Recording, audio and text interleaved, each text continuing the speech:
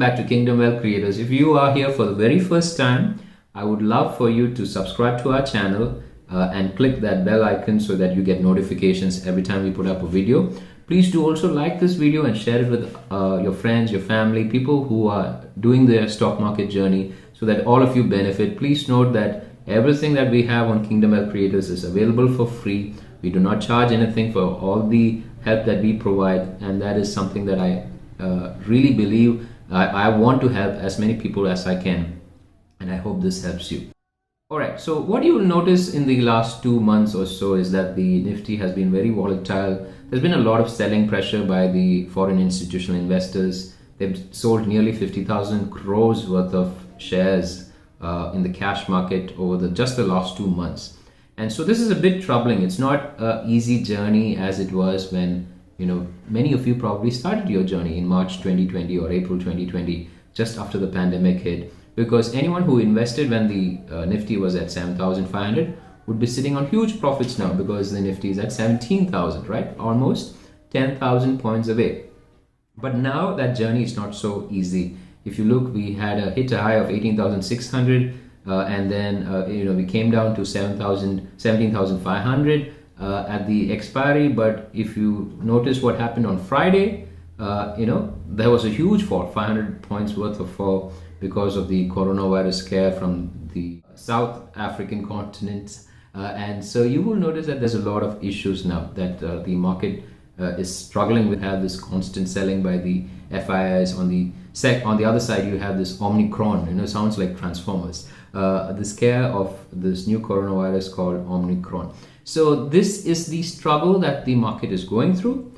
We saw that pressure on the Nifty, on the stock market in the last month. In fact, in the month of November, from expiry to expiry, the market has closed almost 2% down, which is not a huge fall, but that is a significant cause of concern. And since then, it has fallen another 3%, right? Just if you look at the last Friday.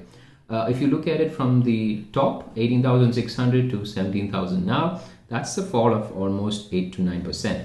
And so this is real, and I know that a lot of people are struggling with this. I'm also struggling in terms of my equity positions. And that's true. The ups and downs of the stock market are very real, and we just need to know how to handle them.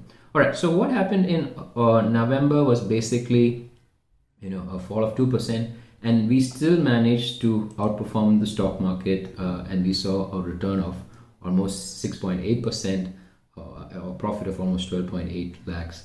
And so without much further ado, let me show you how this was achieved.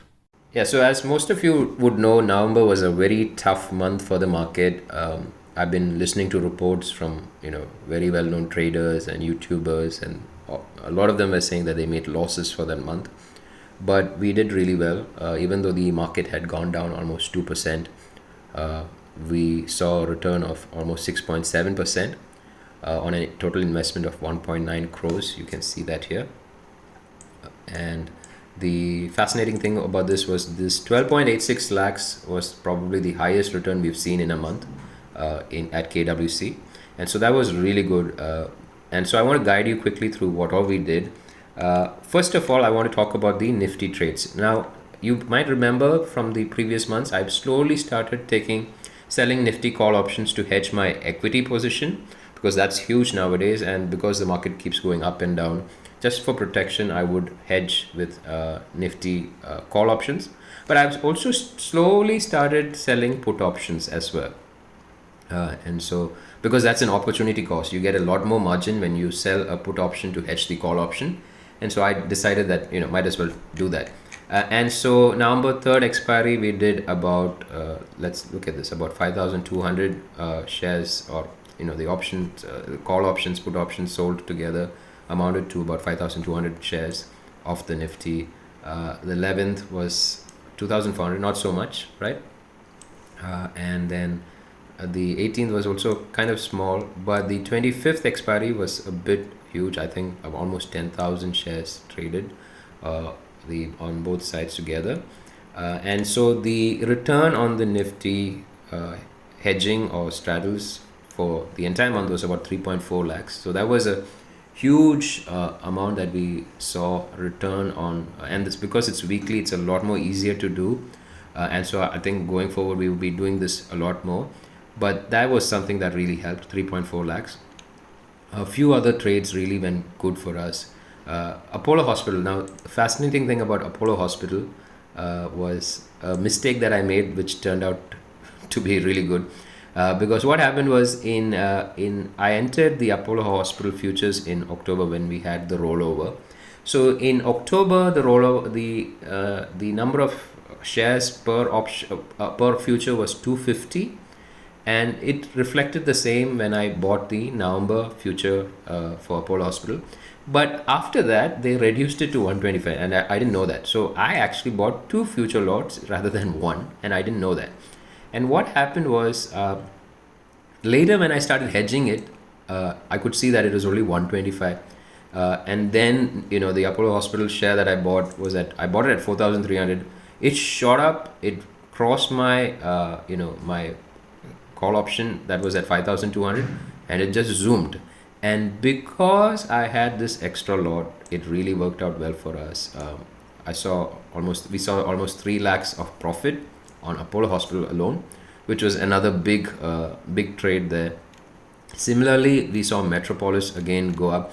Now, interesting thing about Metropolis, why I took this trade was simply because I saw there was a huge discount in the future against the cash market price. Meaning, when the day I bought the futures, the prices were the same. It was trading roughly around 2,700. But the next day, the cash price, shot up to 2,800, and the future price was still trading at 2,700. So then I realized that even if, the market goes sideways, I would, at the end of the month, at the expiry, the future price would coincide with the cash market price. And so that's going to be a profit. So then I held on to it. And eventually, the trade on Metropolis saw us gain about 1.28 lakhs. So that was also a really good trade. Of course, we definitely had trades that we struggled in. If you look at this TVS Motors, that was a humongously difficult trade. Almost 39,000 shares, traded in terms of the options. We saw a return of 1.4 lakhs on TVS Motors, but that was a very difficult position to manage. Another difficult position to manage was Cholafin. If you look here, you can see all the different strikes that we did, and the quantities was huge, about 27,500 shares. And at the end of the day, the return was decent. I mean, it wasn't that bad, about 58,000 rupees. But I mean, the pressure that comes because of that is not that easy, right? Another strategy that I employed here was to look for when there were dramatic falls in certain shares and then enter. For example, if you remember IRCTC, there was a day they announced that they're going to give 50% of the convenience fees to the railways, and that day IRCTC fell almost 20-25%. And then during this market hours, after the share had fallen 25%, they came out with another announcement that they are not going to do that. And so the price started shooting up. At that time, the premiums in IRCTC were crazy. I mean, literally, for example, the IRCTC was trading at around 800 something. But the IRCTC 1390 strike, which is like 60% away, was trading at almost 8 to 10% premium. Meaning the chances of it going up 60% is very low, but you're selling a strike that is 60% away and you're going to end up with 10% profit. And I thought that was a really good thing. So I entered IRCTC quite aggressively. And at the end of the month, we made about 2.3 lakhs on IRCTC. Similarly, IndusInd Bank, there came a news one day that some news that, that the subsidiary made some mistake.